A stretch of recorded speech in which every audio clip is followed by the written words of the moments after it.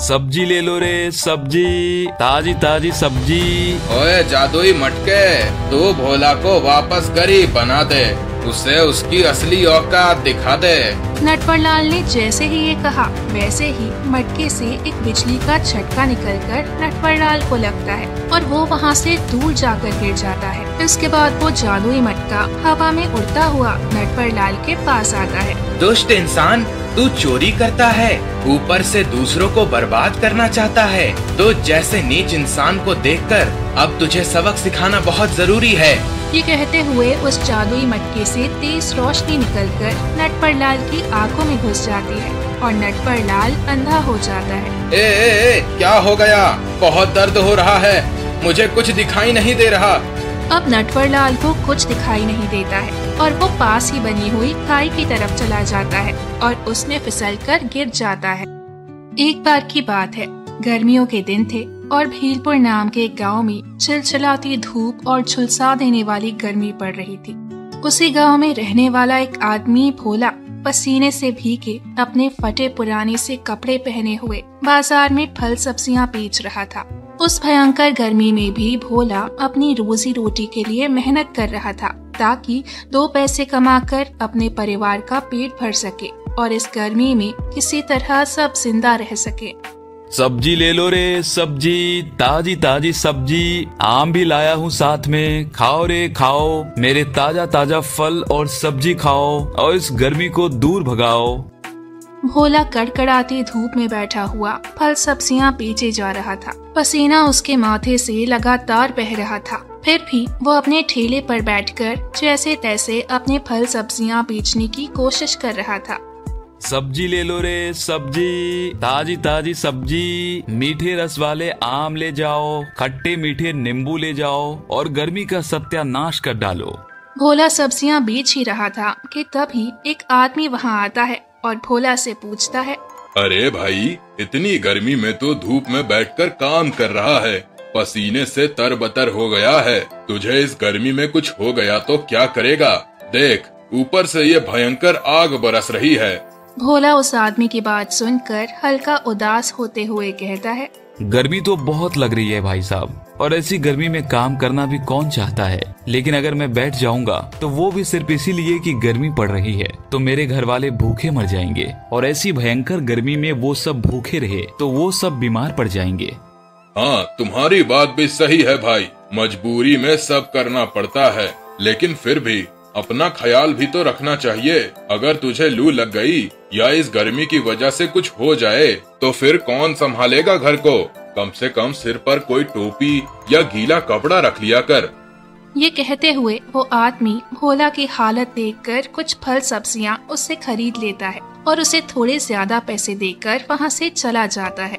बाजार में बहुत ही कम लोग थे क्योंकि इतनी धूप में बाहर निकलना मुश्किल था, इसीलिए जो थोड़े बहुत लोग दिख भी रहे थे वो भी छाते लेकर या अपने चेहरे ढक कर चल रहे थे। उन्हें देखकर भोला सोचता है, काश मेरे पास भी कोई छाता या गीला गमछा होता तो कम से कम सिर पर सूरज की मार तो न पड़ती, लेकिन मेरे पास तो एक गमछा खरीदने के लिए भी पैसे नहीं है। खैर, भोला की किस्मत में शायद यही तपती जिंदगी लिखी थी। इतनी मेहनत के बाद भी उसकी हालत बद से बदतर होती जा रही थी, लेकिन फिर भी जैसे तैसे करके भोला शाम तक फल सब्जियां बेचकर घर के लिए निकल जाता है। शाम को जब वो घर पहुंचा तो उसकी पत्नी कलावती कहती है, सुनिए जी, आटा खत्म हो गया है, कुछ पैसे हो तो मुझे दे दो, मैं कुछ खाने के लिए ले आऊंगी। और माँ जी की तबीयत भी बहुत खराब है, वो अंदर बिस्तर पर लेटी हुई हैं, उनके लिए भी कुछ दवा का इंतजाम करना पड़ेगा। भोला उदास होकर थकी हुई आवाज में अपनी दिन भर की कमाई अपनी पत्नी कलावती को पकड़ा देता है, जिसे लेकर कलावती पड़ोस की दुकान पर चली जाती है और भोला अपनी माँ के पास जाता है तो देखता है कि वो बुखार से तप रही थी। माँ उठो, माँ देखो मैं आया हूँ, मेरी तरफ देखो। बेटा तू आ गया, मेरी तो तबीयत खराब है। तू आ गया है तो एक काम कर, तू जाकर आराम कर ले, थक गया होगा ना सारे दिन इतनी गर्मी में। हाँ माँ, मैं आराम कर लूंगा। और कलावती गई है वो आपके लिए कुछ दवाई भी लेती आएगी, आप जल्दी ठीक हो जाओगी। थोड़ी ही देर में कलावती थोड़ा सा राशन और अपनी सास के लिए दवाइयाँ लेकर आ जाती है और दवाइयाँ भोला को देते हुए बोलती है, ये लीजिए, आप ये दवाइयाँ माँ जी को दे दीजिए और तब तक मैं कुछ खाना बना लेती हूँ। ये कहते हुए कलावती रसोई में चली जाती है। भोला अपनी माँ को दवाइयाँ देने लगता है और तभी भोला की बेटी गोपी वहाँ आ जाती है और कहती है, पापा, अब मुझसे ये गर्मी नहीं झेली जाती। स्कूल से आते ही सिर में दर्द होने लगता है, पसीना पसीना हो जाती हूँ मैं तो। अपनी बेटी की बातें सुनकर रामू सोचता है कि उसे और ज्यादा मेहनत करनी पड़ेगी ताकि परिवार के लिए कम से कम एक पंखा, ठंडा पानी और बेहतर खाना ला सके। कुछ दिन इसी तरह गुजरते हैं और एक दिन कलावती सोच रही होती है, अब चाहे जैसे भी हो, रामू के लिए एक छाता या गीला गमछा तो खरीदना ही होगा, वरना ये गर्मी से बीमार हो जाएंगे। ये सोचकर वो बाजार जाती है और दुकानदार से कहती है, भैया, कोई सस्ता सा छाता या सिर ढकने के लिए कुछ हो तो दिखा दीजिए ना, ताकि इस गर्मी में कड़कती धूप से बचाव हो सके। ये सुनकर दुकानदार कलावती को कुछ छाया करने वाले कपड़े और छाता दिखाता है, लेकिन वो सब बहुत ही ज्यादा महंगे थे, इसीलिए कलावती को खाली हाथ ही वापस लौटना पड़ता है। मैंने तो सोचा था कि कोई सस्ता सा छाता या गमछा ला दूंगी उनके लिए, लेकिन वो सब तो बहुत ही ज्यादा महंगा था। मैं तो कुछ नहीं ले पाई उनके लिए। कितनी मजबूर पत्नी हूँ मैं। वो दिन भर इतनी मेहनत करते हैं और मैं उनके लिए चाह कर भी कुछ नहीं कर पा रही हूँ। ये सोचते हुए कलावती उदास हो जाती है। वहीं दूसरी तरफ भोला उस भयंकर गर्मी में अपने ठेले पर सब्जियां बेच रहा था। सब्जी ले लो रे, सब्जी, ताजी ताजी सब्जी, आम भी लाया हूँ साथ में, खाओ रे खाओ, मेरे ताजा ताजा फल और सब्जी खाओ और इस गर्मी को दूर भगाओ। जैसे तैसे दिन ढल जाता है और भोला अपनी दुकान बंद करके घर के लिए निकल जाता है। रामू घर की तरफ जा ही रहा था कि उसे रास्ते में एक बूढ़ी दादी दिखाई देती है, जिसके पास लकड़ियों का गट्ठर रखा हुआ था। वो बहुत थकी हुई और गर्मी से बेहाल लग रही थी और उनके शरीर में इतनी ताकत भी नहीं थी कि वो उन लकड़ियों को उठाकर कहीं ले जा सके। भोला बूढ़ी दादी को देखकर उनके पास जाता है और उनसे पूछता है, क्या हुआ काकी, आप परेशान लग रही हैं? कहो तो मैं आपकी मदद कर दूं। इतनी गर्मी में ये लकड़ियां आप उठाकर नहीं ले जा पाओगी। भोला की बात सुनकर वो बूढ़ी दादी भोला से कहती है, हाँ हाँ बेटा, बस इन्हें मेरी झोपड़ी तक पहुंचा दो। मैं खाना बनाने के लिए जंगल से लकड़ियां इकट्ठा करके लाई थी, लेकिन अब ये शरीर जवाब दे चुका है। इतनी हिम्मत नहीं है कि ये लकड़ियां उठाकर घर ले जा सकूं। बूढ़ी दादी की बात सुनकर भोला थोड़ा उदास हो जाता है और उनसे बोलता है, अरे काकी, मैं समझ सकता हूँ, आप बहुत बुजुर्ग हो चुकी हो, तो ऐसी हालत में इतना वजन उठाना सही बात नहीं है। लाओ, मैं इसे आपकी झोपड़ी तक पहुँचा देता हूँ। बताइए कहाँ है आपकी झोपड़ी? बस बेटा, मेरे पीछे पीछे आ जाओ, थोड़ी दूर पर ही मेरी झोपड़ी है। बूढ़ी दादी की बात मानकर बूढ़ी काकी के पीछे पीछे चलने लगता है और वो दोनों थोड़ी ही देर में बूढ़ी दादी की झोपड़ी तक पहुंच जाते हैं और भोला लकड़ियों के गट्ठर को एक तरफ रख देता है। वो बूढ़ी दादी भोला का नेक दिल देखकर काफी खुश हो जाती है। बेटा भोला, तू एक बहुत नेक इंसान है बेटा। तूने मेरी मदद की है, तो इसके बदले में तुम्हें भी तो कुछ मिलना चाहिए ना। एक मिनट यही रुकना, मैं आती हूँ। ये कहकर वो बूढ़ी दादी अपनी झोपड़ी के अंदर चली जाती है और थोड़ी ही देर बाद एक पुराना सा मिट्टी का घड़ा लेकर बाहर आती है। बेटा भोला, मेरे पास ये घड़े के सिवा कुछ भी नहीं है जो मैं तुम्हें दे सकूं, लेकिन ये घड़ा तुम संभाल कर रखना, ये तुम्हारी सारी मुसीबतें खत्म कर देगा। ये कहते हुए बूढ़ी दादी अपना मिट्टी का घड़ा भोला को दे देती है। भोला बूढ़ी दादी को मना करके उनका दिल नहीं तोड़ना चाहता था, इसीलिए वो बूढ़ी दादी से घड़ा लेकर वहाँ से अपने घर की तरफ निकल जाता है। रास्ते में चलते हुए भोला सोचता है, ये क्या, मैंने तो बूढ़ी दादी को परेशान देखकर उनकी मदद की थी, लेकिन उन्होंने मुझे ये मिट्टी का घड़ा दे दिया। अब मैं इस घड़े का क्या करूँगा? अरे हाँ, इतनी गर्मी पड़ रही है, ऐसे में ये घड़ा हमें ठंडा पानी दे सकता है। कम से कम ठंडा पानी तो हम पी पाएंगे। यही सब सोचते हुए भोला अपने घर पहुंच जाता है भोला के हाथ में मटका देखकर कलावती खुश होकर कहती है, अरे वाह, आज आप मिट्टी का मटका लेकर आए हैं। ये तो बहुत अच्छा किया आपने। कम से कम अब हम सब ठंडा ठंडा पानी पी सकेंगे। भोला मुस्कुराकर वो घड़ा अपनी पत्नी कलावती को दे देता है। लेकिन उसी वक्त एक अजीब बात होती है, क्योंकि उस मटके से एक रोशनी निकलकर भोला की माँ में समा जाती है और वो एकदम ठीक हो जाती है। भोला और कलावती कुछ समझ नहीं पाते हैं, लेकिन जब खाने का वक्त होता है तो खाने के लिए घर में कुछ नहीं था। इसीलिए कलावती उदास होकर भोला से बोलती है, अजी, आज तो खाने के लिए कुछ भी नहीं है घर में। वो थोड़े चावल थे जिनसे सुबह मैंने दलिया बनाकर माँ जी को दे दिया था। अब हम सबको तो भूखा ही रहना पड़ेगा। लेकिन कलावती ने जैसे ही ये कहा, वैसे ही उस मटके से एक तेज रोशनी निकली और 4 प्लेट खाना भोला और कलावती के सामने आ गया। भोला और कलावती कुछ समझ नहीं पा रहे थे, लेकिन तभी उस मटके से आवाज आई, भोला, तूने मेरी दादी अम्मा की मदद की। तेरी दरिया दिली देखकर दादी अम्मा ने मुझे कहा है कि तुम जो मांगोगे वो मैं तुम्हें दे दूंगा। ये सुनकर भोला और कलावती बहुत खुश हो जाते हैं। तभी वहाँ गोपी आती है और बोल पड़ती है, जादुई मटके, सुनो ना, मुझे बहुत गर्मी लग रही है। प्लीज घर को एसी की तरह ठंडा कर दो ना। जैसे ही गोपी ने ये कहा, वैसे ही पूरा घर बर्फ की तरह ठंडा हो गया और उस भयंकर गर्मी से भोला और उसके परिवार को राहत मिल जाती है। इसके बाद भोला उस मटके से तरह तरह के अनाज मांगकर उसे बाजार में जाकर बेच देता है और जल्दी ही अपने लिए एक बड़ा सा घर बनवा लेता है और अपनी एक बड़ी सी दुकान भी खोल लेता है। लेकिन ये सब देखकर उसका पड़ोसी नटवरलाल भोला से जलने लगा था। भोला आज इतना पैसे वाला हो गया है, इतना बड़ा घर बनवा लिया, और तो और शहर के नामचीन बाजार में इसने दुकान भी खोल ली है। लेकिन इसके पास इतने सारे पैसे आए कहाँ से, ये तो मुझे पता लगाना ही पड़ेगा। इस तरह नटवरलाल भोला की कामयाबी को देखकर उससे इतना जलने लगा था कि वो गांव के लोगों में भोला के लिए गलत गलत अफवाह उड़ाने लगा था। ये भोला को देखा है भाइयों, कल तक तो इसके पास पहनने के लिए ढंग के कपड़े तक नहीं थे, और आज देखो इतना बड़ा महल जैसा घर बनवा लिया इसने। हाँ, आप सही बोल रहे हो।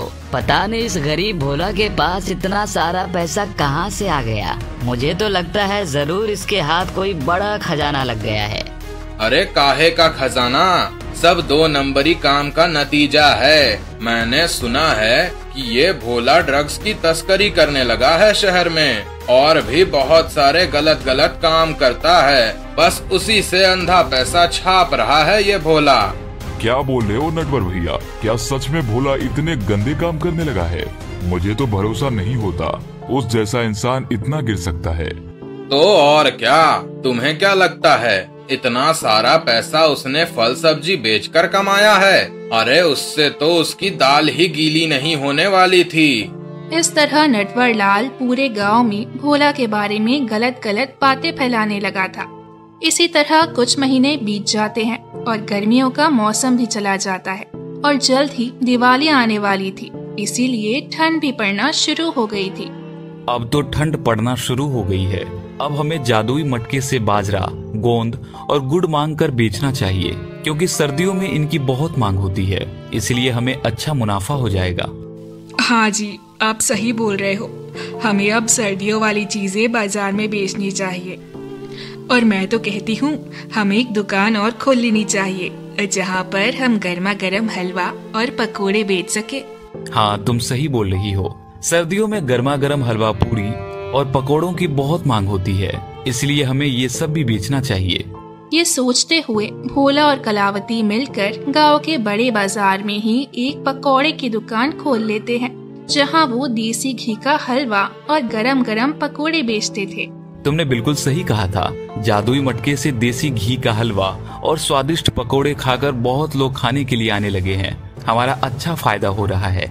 हाँ जी, आप सही बोल रहे हैं। जादुई मटके की वजह से हम जो देसी घी निकालकर उससे बना हलवा और पकोड़े बेचते हैं, तो वो लोगों को बहुत पसंद आता है, इसीलिए हमारे ग्राहक बढ़ते जा रहे हैं। हाँ वो तो है, ग्राहकों को हलवा और पकोड़े बहुत पसंद आ रहे हैं। इस तरह भोला और कलावती की नई दुकान भी अच्छी जम गई थी, जिस वजह से नटवरलाल की जलन और भी बढ़ गई और वो भोला को बर्बाद करने के लिए नए नए तरीके ढूंढने लगा। एक दिन नटवरलाल भोला की दुकान पर जाता है। अरे भोला भाई, एक प्लेट पकौड़े तो देना और साथ में थोड़ा सा हलवा भी दे देना। ठीक है नटवर भैया, अभी देता हूँ। इसके बाद भोला अंदर जाता है और अंदर से एक प्लेट में हलवा और पकोड़े लाकर नटवरलाल को दे देता है। नटवरलाल मन ही मन सोचता है, ये अच्छा मौका है, अभी इसको खाकर नाटक करता हूँ बीमार होने का। लोगों को लगेगा इसके हलवा पकौड़े में जहर है और इस तरह इसकी दुकान बंद हो जाएगी। यही सोचते हुए नटवरलाल पकोड़े खाते ही पेट पकड़कर नाटक करने लगता है। हाय रे, मर गया, पेट दुख रहा है, ये भोला ने जरूर इन पकौड़ों में कुछ मिलाया है। उई माँ, जान निकल गई रे। इस तरह लोग इकट्ठे हो जाते हैं और भोला पर गुस्सा करने लगते हैं। अरे भोला, क्या मिलाया है तूने पकोड़े में? मिलावट करता है तू? नहीं नहीं, कैसी बातें कर रहे हैं आप? मैं भला पकोड़े में क्यों मिलावट करूँगा? अच्छा, तो तूने कुछ नहीं मिलाया, तो फिर ये नटवरलाल की ये हालत कैसे हो गई? क्या जवाब है इसका? जरूर तेरे पकोड़े में ही कुछ मिला हुआ है। नहीं नहीं भाई, मैंने कुछ नहीं मिलाया। आप चाहे तो मैं खुद खाकर बता सकता हूँ, फिर तो आपको भरोसा हो जाएगा। ये कहते हुए भोला एक प्लेट हलवा और पकोड़े लेकर खाने लगता है, लेकिन उसे कुछ भी नहीं होता है। जिसके बाद भोला एक एक प्लेट हलवा और पकोड़े वहाँ मौजूद लोगों को भी दे देता है, तो उन्हें वो बहुत ही स्वादिष्ट लगते हैं और उनमें कोई कमी नहीं लगती। ये देखकर सब लोग भोला की तारीफ करने लगते हैं। भाइयों, मुझे लगता है नटवर भैया का पेट खराब हो गया है। हम सब मिलकर इन्हें हॉस्पिटल ले चलते हैं। डॉक्टर सुई लगा देगा तो ये एकदम ठीक हो जाएंगे। जैसे ही नटवरलाल ने सुई का नाम सुना, वो उठ खड़ा हुआ। कौन जाएगा सुई लगवाने? मैं एकदम ठीक हो गया हूँ, जा रहा हूँ घर। तुम लोगों को मुझे कहीं ले जाने की जरूरत नहीं है। ये कहते हुए नटवरलाल वहाँ से रफू चक्कर हो गया, जिसे देखकर सबको उसकी चालाकी समझ आ गई। लेकिन एक दिन जब सुबह सुबह भोला अपने घर से दुकान जा रहा था, तो उसके हाथ में वो मिट्टी का मटका था, जिसे भोला सबकी नजरों से बचा कर ले जा रहा था। ये देखकर नटवरलाल को शक हो जाता है और वो भोला का पीछा करता है। भोला दुकान के अंदर चला जाता है और उस मटके को एक कढ़ाई के सामने रख देता है, जबकि नटवरलाल छिपकर ये सब देख रहा था। हे जादुई मटके, इस कढ़ाई को गर्मा गर्म हलवे से भर दो। भोला के ये कहते ही वो कढ़ाई हलवे से भर जाती है। ये सब देखकर नटवरलाल की आंखें फटी की फटी रह जाती हैं। ओह, तो ये राज है इसकी अमीरी का। तभी मैं सोचूं कि इसके पास इतना सारा पैसा कहाँ से आ गया। इस तरह नटवरलाल दुकान के पास ही छिपकर भोला के दुकान से बाहर निकलने का इंतजार करने लगता है, ताकि वो उस जादुई मटके को चुरा कर अपने साथ ले जा सके। थोड़ी ही देर बाद जब एक ग्राहक भोला के पास हलवा खाने आता है, तो भोला उससे बात करने लगता है और नटवरलाल उसी का फायदा उठाकर दुकान में घुस जाता है और उस मटके को लेकर वहाँ से निकल जाता है। वाह वाह वाह, अब ये जादुई मटका मेरे पास आ गया है। अब मैं इसकी मदद से दुनिया का सबसे अमीर आदमी बन जाऊंगा और उस भोला को बर्बाद कर दूंगा। ये कहते हुए नटवरलाल उस मटके का जादू देखने के लिए उसे एक पेड़ के पास रख देता है और उससे बोलता है, ओए जादुई मटके, तू भोला को वापस गरीब बना दे, उसे उसकी असली औकात दिखा दे। नटवरलाल ने जैसे ही ये कहा, वैसे ही मटके से एक बिजली का झटका निकलकर नटवरलाल को लगता है और वो वहाँ से दूर जाकर गिर जाता है। इसके बाद वो जादुई मटका हवा में उड़ता हुआ नटवरलाल के पास आता है और बोलता है, दुष्ट इंसान, तू चोरी करता है, ऊपर से दूसरों को बर्बाद करना चाहता है। तो जैसे नीच इंसान को देखकर अब तुझे सबक सिखाना बहुत जरूरी है। ये कहते हुए उस जादुई मटके से तेज रोशनी निकलकर नटवरलाल की आंखों में घुस जाती है और नटवरलाल अंधा हो जाता है। ए, क्या हो गया? बहुत दर्द हो रहा है, मुझे कुछ दिखाई नहीं दे रहा। अब नटवरलाल को कुछ दिखाई नहीं देता है और वो पास ही बनी हुई खाई की तरफ चला जाता है और उसमें फिसलकर गिर जाता है। इसके बाद वो जादुई मटका वापस अपनी जगह लौट जाता है, जिसके बाद भोला अपने परिवार के साथ खुशी से रहने लगता है।